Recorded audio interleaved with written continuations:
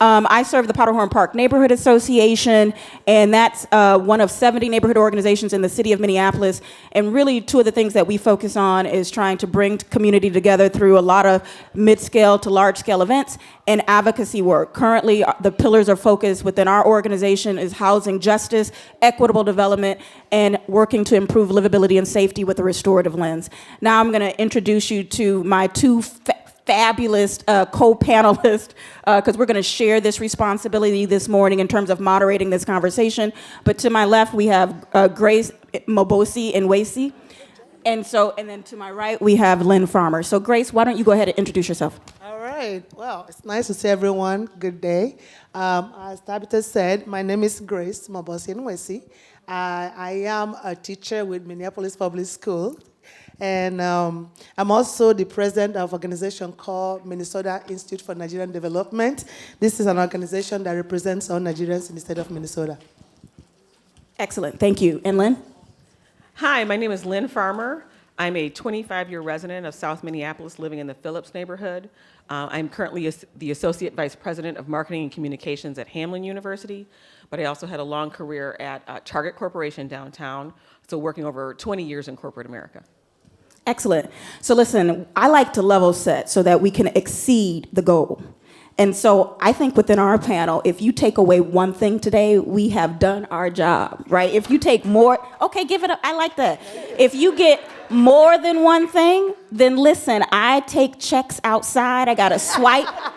Okay, no, I'm just teasing. But we really hope that this is more conversational. We are going to be thoughtful about trying to make sure we leave enough time for you to ask us questions or to share your own personal comments in this space so that we enrich each other. We might be up here, but we certainly don't own or have the lock on wisdom.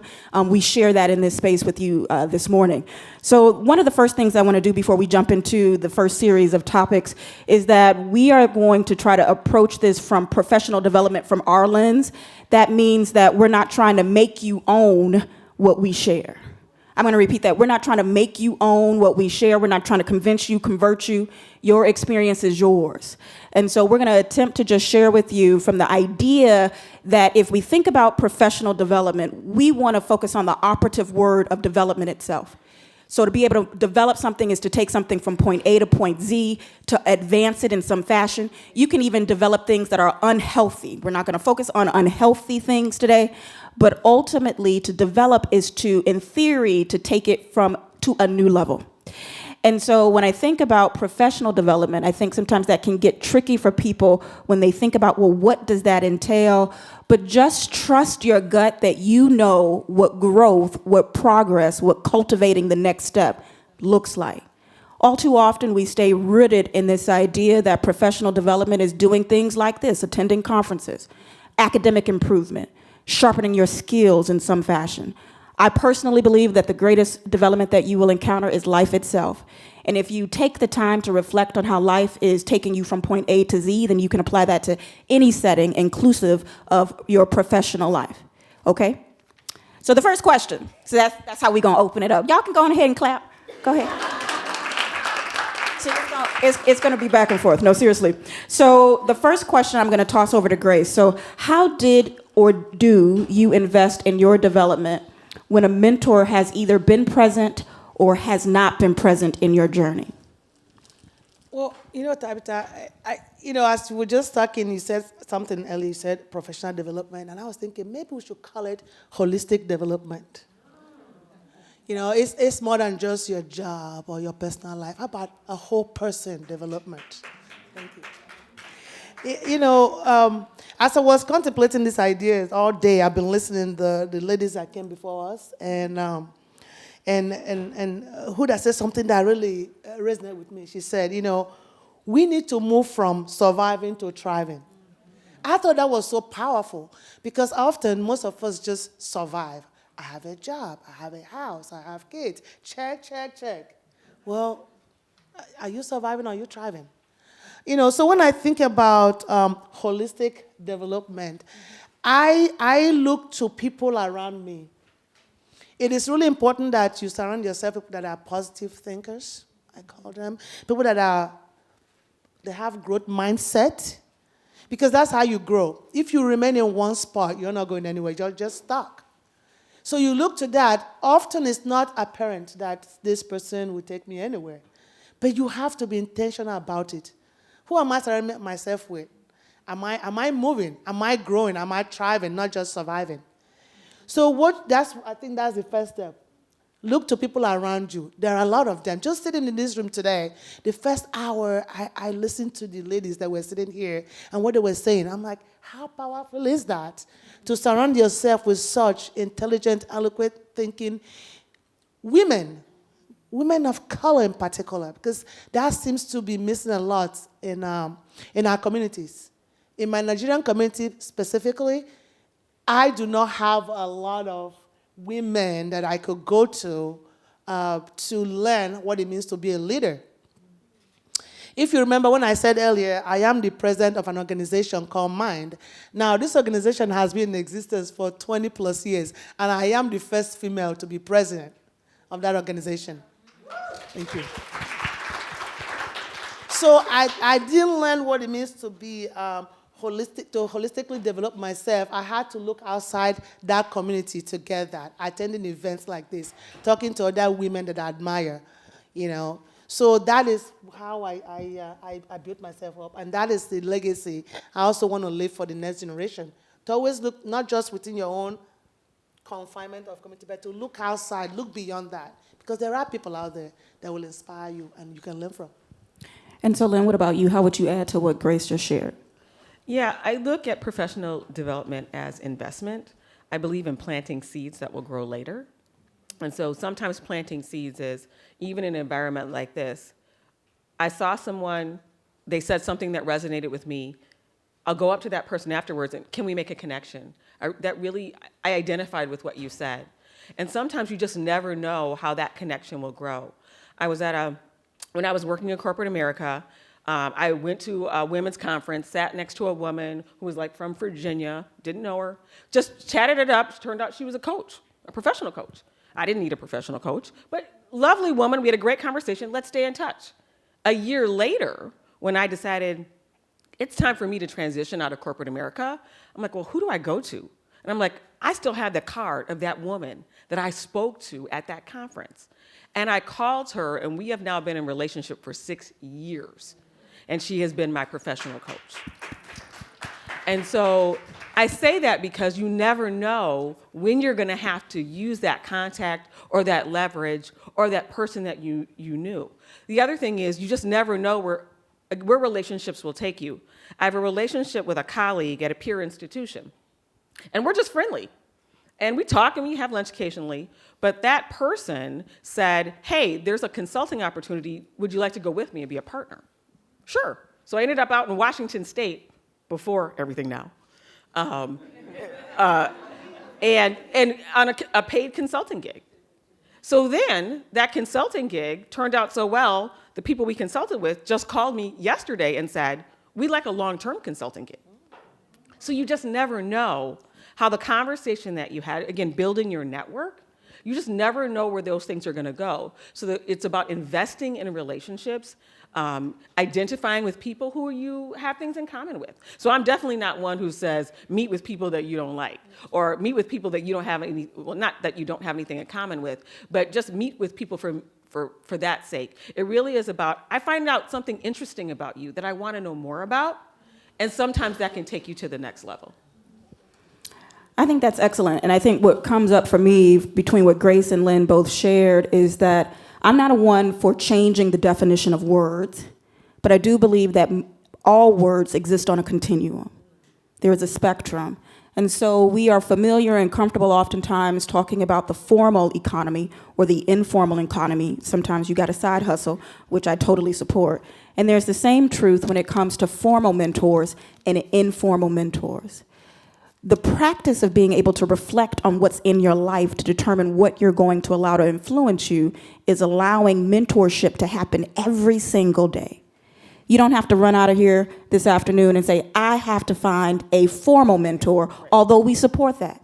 It works in any number of ways. Huda just shared that with us earlier. Certainly, Sister Fartoon supports that. We support that. And yet, sometimes life presents itself in a way that either you don't have access to the resources to invest in a formal mentoring relationship, but there could be a woman in your life, a man in your life, a they in your life that you could tap into because they are in a healthy place. Now, I certainly believe in the power of cultivating healthy relationships. So if there is someone in your life that's negative, I am not telling you to go to them for them to be a mentor in your situation. That's not likely going to work out, okay? But you can think through for yourself who presents themselves in a posture, who can demonstrate that they are at a state of health that can also walk with me in this journey in a particular fashion. So it does not have to be so formal, because the formality of things often can prevent you from taking the first step. So the next question we have for Sister Grace is, how can you manage missing advancement opportunities when you're perceived as an expert in just one thing? How does anyone, I don't think anyone is an expert on anything, because you can still learn. There's always room to grow. I often use that word expert. Who says, some degree, some certificate on the wall that says you're an expert. I think what that does, it shuts the door. It limits your growth because you think you know it all. Thank you. So I'm from the school of always leaving that door open. As Lynn just said, you just never know. What I tend to do is when I think that there's an opportunity that I've missed or advancement that I've missed, well, I wait for the next one. There's always other opportunities that will come around, except you have to be positioned for it. If you spend so much time thinking about what you've missed, you might just miss the next one. So if it has passed, all right, I'm ready for the next one that is coming up. And you have to be ready for it. This way you ask questions, you do your homework, you research, you ask other people where they've been, what did they do, how did they get there? Then you're ready for the next one, so you won't miss it. Excellent. What about you, Lynn? I've definitely been in those positions, especially in corporate America, where people peg you one way. I see you, and then just by your outward shell, they have pegged who you are, what you're about, how much you know, and how far you're going to go. And I think that's when, we as human beings we are lifelong learners. We have the ability to learn and grow throughout our lives. A tangent on that, my mother is 77 years old, and I called her at 9 o'clock at night, and she wasn't home. And she was like, well, I was at my computer class. And I was like, okay. And there. All right, you do All that, right. lady. And so I think I very much go, you can be a lifelong learner. So when I was transitioning my career out of corporate, and I'm in marketing, and remember, I'm a Gen Xer. So when I went to school, there were no laptops. There were no cell phones. None of that stuff was created. And then that is the marketing field right now. So one of the things that I ended up doing was I started a social enterprise with my father, and it was a digital business. And so I, in some ways, self-taught myself lots of skills that I didn't even learn in my corporate career. And so that ended up transitioning me into a place where this opportunity came up with Hamlin University. I could say, well, I have this skill and this skill and this skill and this skill. Not because I went to class for it, not because I learned it on the job. I took it upon myself to learn that skill.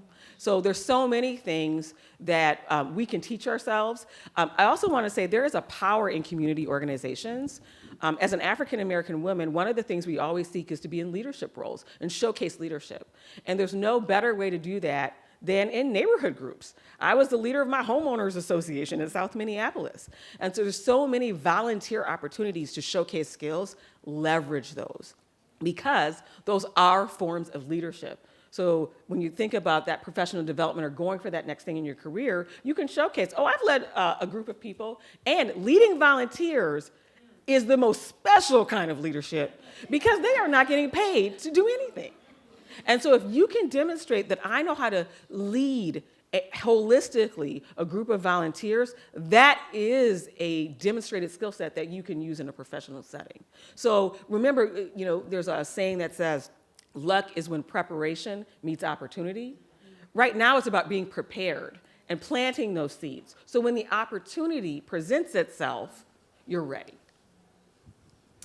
And I think that both of those resonate with me in terms of the things that can happen around you. And again, if you miss an opportunity, not to overthink it so you don't miss the next opportunity. To understand that there's other ways to demonstrate to people that you have different skills, like Lynn just articulated, so that people may see you differently and perceive that you have the skills to assume the next opportunity. And the thing that I would offer is that sometimes you have to determine for yourself whether or not you're going to allow someone else's perceptions to prevent you from making a decision.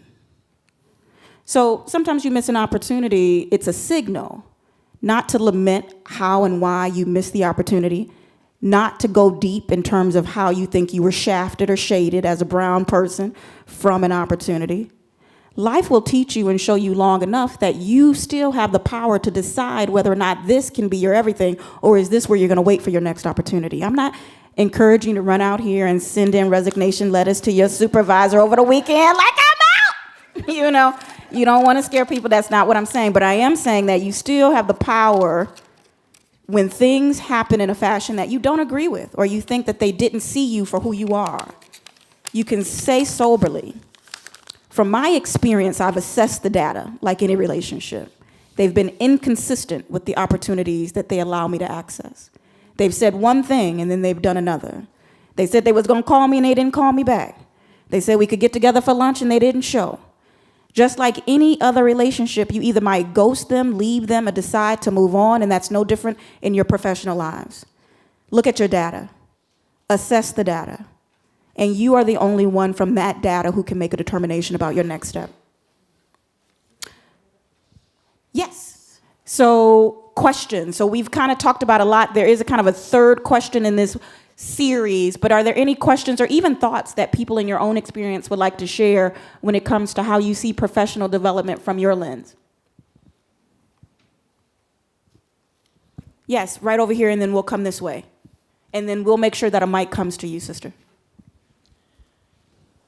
One thing I would like to share may not be popular, but it does work, is to look for opportunities within your organization, because there are sometimes, very well-kept secrets within an organization. I work for the Department of Human Services, right? And I've been there for 17 years now in a variety of positions. And it's only maybe 5 years ago that I learned that we have a mentorship program. You would think that if you've worked there for that long, you would know and it would be advertised, right?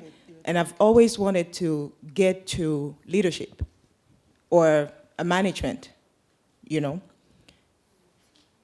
I learned about that program literally by accident because I got to meet the person that actually coordinates the program. We literally have a full-time employee that coordinates the mentorship program, and I've been in so many work groups, never heard of it. And it's very simple. You either ask the person to find you a mentor, or you find yourself a mentor, and she helps you put it together, right? So I asked her, well, why is it that this is not advertised? Why is it that we don't have it in our newsletter? Why is it that people don't know about it? You know what I mean? Find out what is it that your organization already has. Cultivate those relationships, because there is always a clan, there is always that niche, there is always something or people that you can talk to. They may decide to do it, not to do it. At the end of the day, not everybody will like you, right? But after doing what the book recommends, which is to go for higher education, to make sure that you have the studies, check, you do whatever it is related to work groups so that you're visible and all that, it didn't work.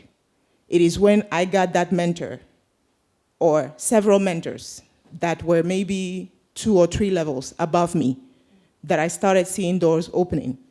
And guess what? When doors open, snakes come in too. So be prepared. Ouch. Oh, did y'all catch that analogy? The snakes come into.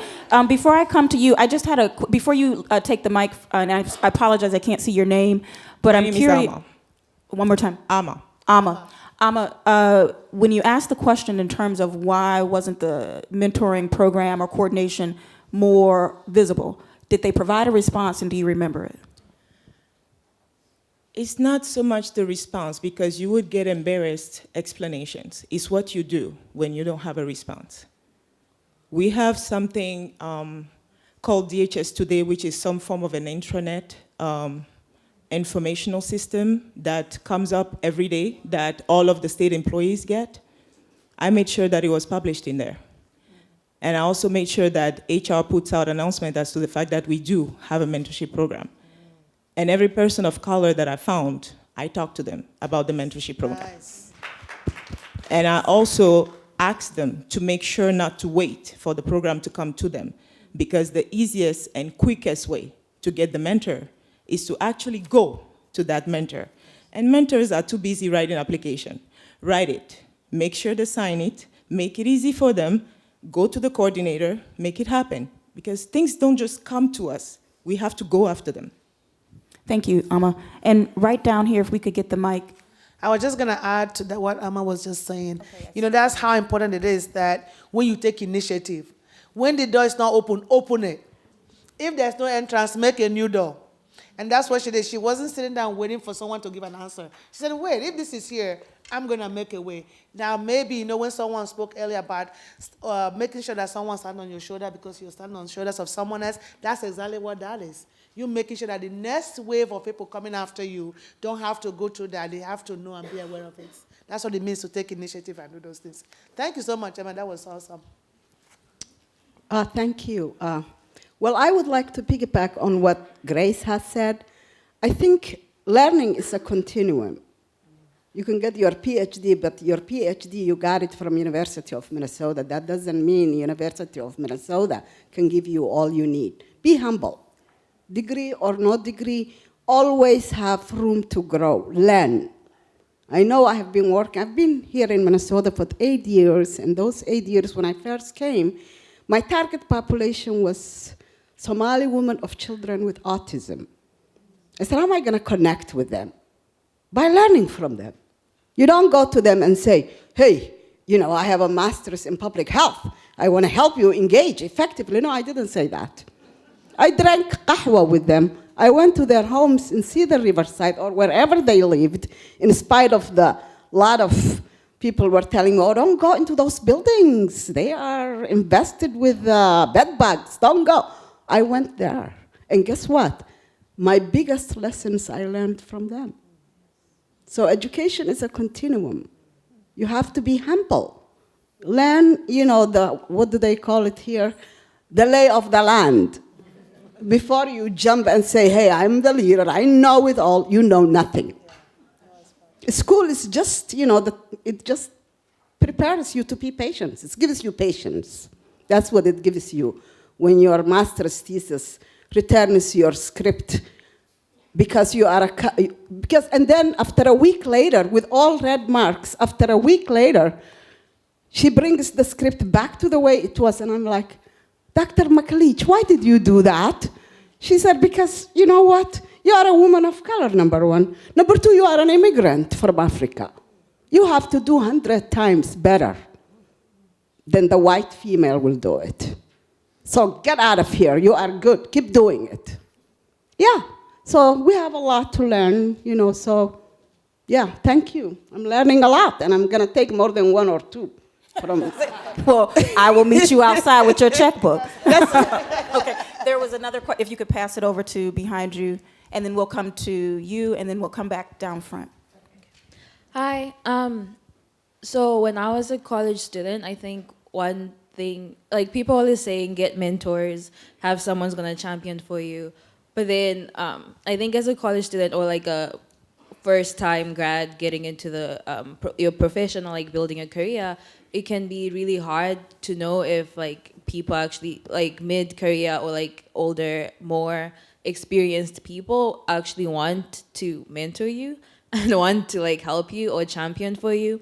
So I guess my question is for the mid-career and like more experienced people, are you actually opening your doors for younger generations to reach out to you and ask you questions? Because I know like I've sent a lot of cold emails and I don't get emails back, or like on LinkedIn, trying to connect with people and they're just not responding. So our mid-career people and more experienced people are actually opening the doors for the younger generation. You know, I absolutely think so. I think there's a couple of nuances. It does help if you've met the person in person. I mean, we are still human beings, and that connection means a lot. Curating that relationship. But most of the people that I found, if you were like, hey, are you willing to mentor me? Sure, I'm absolutely willing to do that. But you also have to, and I'll say as a mentor, respect my time. I believe in being on time, and often I have 30-minute windows. So if we're gonna meet, let's meet for 30 minutes, let's knock it out. And I want you to come to me with, what exactly do you want from me? Tell me specifically how I can be of service. Because I think that's really hard too when people go, I want a mentor. Okay, you want a mentor for what? You know, I'm a mom. Do you want to know how it is kind of being a full-time mother and working full-time? Do you want to know what it's like to work in higher education? Do you want to know what it's like to, you know, just be an African-American woman? What aspect of this relationship do you want? And I think it really helps to be specific. It might be, I am looking for career opportunities, and I specifically need to know about resume writing, or I specifically need to learn about networking. So be specific with your ask of that individual, because they're more likely to be able to engage. And the only other, maybe not the only other, but a couple other things that I would add to that is that without even really knowing you, I would honestly say that I'm probably 100% confident that you have positive people in your life. And so even beyond going onto LinkedIn and looking for a connection within the organization you desire to work at, or the certain title that you believe that they are at the position that will influence your next path, you can always start the practice of mentorship at different levels. So people you already trust, admire, who got your back, you can simply ask them to either take on a more formal role or introduce you to someone else in their circle that might be able to do what Lynn said, is to create an actual opportunity to do a more personal exchange, even if they're not in your field, right? We can learn from everyone, everything, everybody all the time if we permit that reality to be a part of our journey. You do not have to just get to the next thing by following the same tired and tried paths that others have. Take your axe, take your tools, and chart a new path. And that's not an admonishment of traditional paths. At some point, you might do that as well. But if sometimes you need to start on a different end of the forest, do that. Can I add one thing? You cannot be, yes, I Really? we have known each other for 20 years, so she gets a pass. Don't be afraid of the word no. Like, what's the worst thing that can happen? Okay, someone says no, and you move on. or they don't answer you back. Move on. So you might ask 10 people to mentor you, and it only one can make a difference. So I think we can't be afraid of. I think sometimes we have this sense of rejection, like, oh, they rejected me. If I got worried about everyone who rejected me in my lifetime, I would be like under a chair, under a rock, right? So there is something about kind of, this is when you use that strong Black womanness to go, it's okay if that door didn't open. It's okay if that 10th person said no, because it's the 11th person who matters. So don't be afraid to reach out, and someone may not reach back. Maybe there's a learning lesson there. Okay, I've reached out 100 times and I'm not getting a response. Maybe I need to do this differently. Or kind of to Tabitha, who's a trusted advisor who may not be in the field of the thing that I want, but I trust them to give me an honest opinion, and maybe they have a network and a connection to help me get to the thing that I want to get to. So don't be afraid of no. I see a lot of people in my age when I was at the Department of Human Services. I always reserved 1 hour blocks and people could come and we'll talk. Sometimes it was just problem solving. Sometimes they needed a Kleenex or two.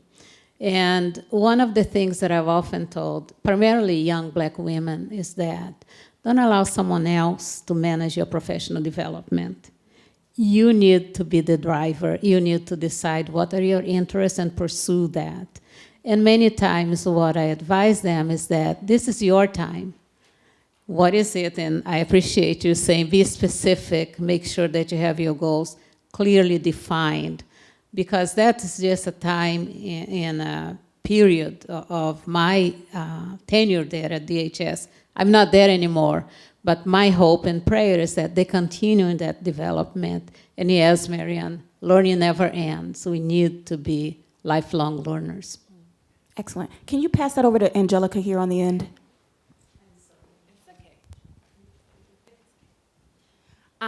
So it's interesting because I actually spoke to you a little bit ago, and the thing is, to kind of piggyback off of Amma and then what this woman was saying, was the fact that I felt like even in my career, I've been working now for 10 years in the corporate world. And I started my career at Wells Fargo, and then I moved to Target for a little while, came back to Wells, went to Protiviti, which was a consulting company, and then came back to Wells again. And honestly, I can say that I truly believe that I am the architect of my path in professional development. I felt like there were a lot of moments where I relied too much on others to drive my career. And I'll give it a personal experience that just actually recently happened, where I'm trying to move my career into more IT focused and AI and analytics. And I've been in compliance, regulatory compliance. I'm an internal auditor. And I was like, I really want to do something different. And I had applied for a position at Wells, and the person who had kind of passed my resume was like, oh, they just think that you just aren't the right fit because they're concerned. And the person even told me that I should take a pay cut and go back 5 years in my career. And I was like, no, I have worked too hard to get to where I'm at. I was an audit manager at my last firm. Why would I go backwards? Well, the good thing is that my boss and me have a very tight relationship. And so she actually nominated me to be a part of the AI Analytics Innovative. We're partnering with Deloitte into doing training. So I'm gonna start doing robotics and some of this stuff, and they're finalizing the contract. And even though she nominated me, I already told you, I am the director. I actually went to the people the nominating committee myself. I just happened to see him in the hallway, and I was like, hey, I hear that you guys are still making your decisions. And he's like, yeah. And he's like, what's your name? And I was like, Angelica. And he's like, oh, okay, Angelica from compliance, you're in. And just like that, I already had moved up because he put a face to the name.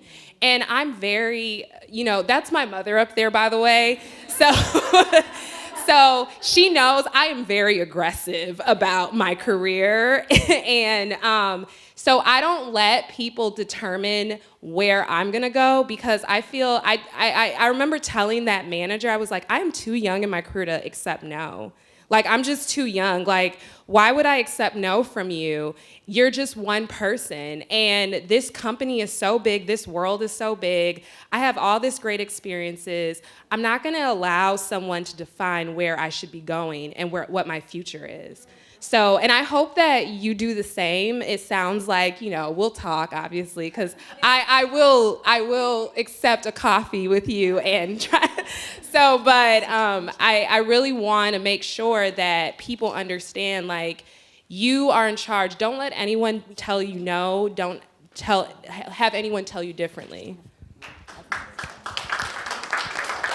Thank you so much. This is why we do stuff like this. You never know who you connect with, right?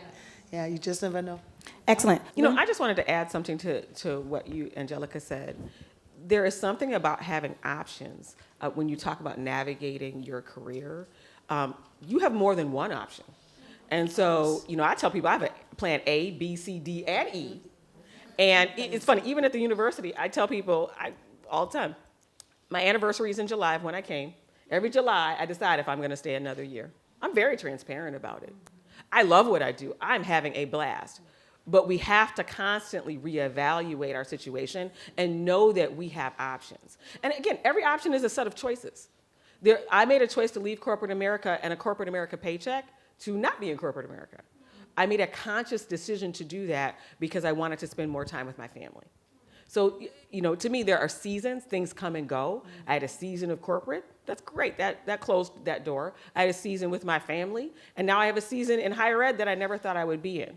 But know that you have choices, and when you outline that kind of career development, that you're plotting out lots of different roads you can take. So if one door closes, great, I'm on to the next. You have things, especially for people who might feel, I am undervalued in the position that I'm in. That's when you need to start thinking about what are all my options and what are the trade-off of those options. That's a great segue, Lynn, to my last question. I'm going to ask the panel one more question, and then if that sparks a few more questions from you, then we're going to try to get to as many as we can before we close. So, Grace, I'll start. What has or can it cost you when you strive to root your professional development in your personal values? Yeah. Culturally speaking, there's always this, I grew up mostly in Nigeria. I think I came when I was a young person. We'll leave it at that. You're still young. Thank you. And in that culture, I remember just feeling that you don't really have a voice because you're a girl. You don't get to, you can only go so far because you're a girl. You're expected to get married and have kids because you're a girl. And I remember my mother and saying, actually, that's not true. You can do whatever you want. Even at that time, I think my mother was instrumental to the person I became, and hence I transferred that to my daughter. Angelica is one of 3 daughters. And I remember telling myself that, when I got married, and now, of course, I was fortunate to have a man that was a progressive thinker. Because, when you're fortunate, you have a partner that says, you can grow. Hey, spread your wings and fly. That can mean a lot. So that in itself was something that I know I needed as a female. Not that I needed. I have my own self-affirmation, but it was also nice to have my mother and grandmother and my aunts that said, you can do whatever you want. And I transferred that to my daughters. That culture cannot be a reason not to grow or not to be what you want to be. As a person, you have to find it within yourself as to what it is that I want to do. And it's mostly important when you're thinking outside yourself. Now, not that all culture is, it's tinted or sexism. There are also some values that come with that culture in that you always have to pay it forward. It is not enough. Thank you. It is not enough to succeed as a person. That just seems selfish if you ask me. You always have to think then, who can I influence? Who can I bring along? Again, when those ladies talked about someone standing on someone's shoulder and having someone stand on your own shoulder, that is very important. Excellent. Lynn? Well, maybe I'll go back to, I mentioned earlier, a consulting gig that I got. And so when I was in doing the original assessment, someone's job was hanging in the balance. And I was on a consulting team, and one person on the team was like, you should just cut bait on that person. Like, yeah. And my value said, and I've been in that position where people are making evaluations about me. My thought was, let's give this person the opportunity. Would coaching help them? Would support? Sometimes, and I've been in this situation, you just don't know stuff. You think you know, and for whatever reason in your environment, no one is telling you, it is sometimes Minnesota nice, the honest truth. And so I'm like, are we sure that this person really understands what is going on here? And so again, I didn't know anything about this future consulting gig. Well, now, one of the reasons I got the future gig was because once they told the person, laid it out in front of them based on our assessment, the person said, I want to work on it. And they said, well, who do you want to work with? And the person said, I want to work with Lynn. So I didn't know that was going to lead to the next thing, but I felt in the moment that I said it, I don't believe in cutting bait on people. I wouldn't want someone to do that to me, so I don't want to do it to somebody else. That's not right. And we have to give people the opportunity to step up with all the resources. And so I think that's a point when I felt like I needed to stand by my personal values. I wasn't expecting it to go anywhere or do anything. But that turned out to be now a further relationship with this organization. So I say that where there are those times when you have to step out and go, here's something that I believe, and I'm going to put it out there, and it may not go anywhere. People may not even appreciate it. But if I can go home and feel good at home with my family that I did right today, that's what matters. So one of my personal values, and it's probably essential, it's one of the core principles that I am attempting to live up to and through, is I have a personal value around love. And love in that the holistic sense.